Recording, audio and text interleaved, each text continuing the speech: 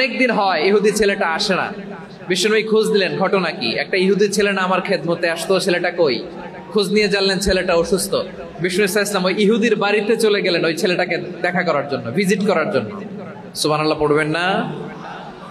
গেলেন, যে দেখে ইহুদি ছেলেটা মুমূর্ষ, জান যায় যায় ভাব, বিছানায় পড়ে আছে, তার বাবা দাঁড়ানো। বিশ্বনবী তার মাথার পাশে বসলেন, মাথায় হাত বুলিয়ে দিলেন আর ছেলেটাকে বললেন, আসলিম, হে ইহুদি ছেলে, আসলিম, ইসলাম ধর্ম গ্রহণ করো।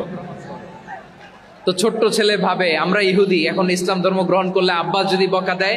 ফানাযারা ইলা ওয়াজহি আবি, ছেলেটা তার বাবার চেহারার দিকে তাকালো, দেখি আব্বা কি কয়। আব্বা যদি বলে তাইলে ইসলাম ধর্ম গ্রহণ করবে। ইহুদি ছেলেটা তার বাবার দিকে যখন তাকালো, ওর বাবা বলে, আতি আবুল কাসিম, আবুল কাসিম যা বলে তাই করো। আবুল কাসিম হচ্ছে বিষ্ণু ইসলামের একটা কুনিয়াত, উপনাম। আমার রাসূলের বড় ছেলের নাম ছিল কাসেম। যেমন দেখবেন আমাদের এলাকায় কারো ছেলের বড় ছেলের নাম যদি হয় আব্দুল্লাহ, এরা আব্দুল্লাহর বাপ বলে ডাকে। কারো বড় মেয়ের নাম যদি হয় ফাতেমা, এরা কি ডাকে? ফাতেমার বাপ বলে না? তো বিষ্ণু ইসলামের বড় ছেলের নাম ছিল কাসেম। ইহুদি বাবা বলল, আতি আবুল কাসেম, আবুল কাসেম যা বলে তাই শোনো, মানে মোহাম্মদ যা বলে তাই শোনো। এই কথা শুনে ছেলে সাহস পাইছে, ছেলে আবার পড়তে আরম্ভ করলো, আশহাদু আল্লাহ ইলাহা ইল্লাল্লাহ ওয়া আশহাদু আন্না মুহাম্মাদার রাসূলুল্লাহ, পড়েন আল্লাহু আকবার। বিশ্বনবীর আহ্বান শুনে ওই আহ্বানে সাড়া দিয়ে ইহুদি ছেলে শাহাদা পড়ে মুসলমান হয়ে গেল।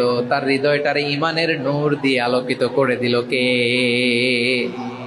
প্রিয় ভাইরা, এবার রাসূল সাল্লাল্লাহু আলাইহি ওয়াসাল্লাম বের হয়ে আসলেন ঘর থেকে আর বললেন, আলহামদুলিল্লাহিল্লাযী আনকাযাহু মিনান নার, প্রশংসা সে আল্লাহর যে আল্লাহ জাহান্নামে চলে যাচ্ছিল প্রায় এমন একটা লোককে মুহূর্তের মধ্যে কালেমায়ে শাহাদাতের বদৌলতে জান্নাতি বানায় দিলেন। আওয়াজ করে পড়েন সুবহানাল্লাহ।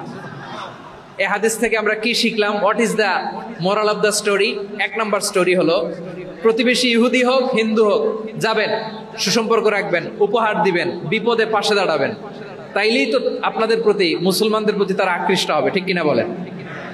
আপনি যদি হিন্দুদের সাথে বৌদ্ধদের সাথে নাই মিশেন, নাস্তিকের কাছে নাই যান, তো ইসলামের সৌন্দর্যটা ওরা বুঝবে কেমনে?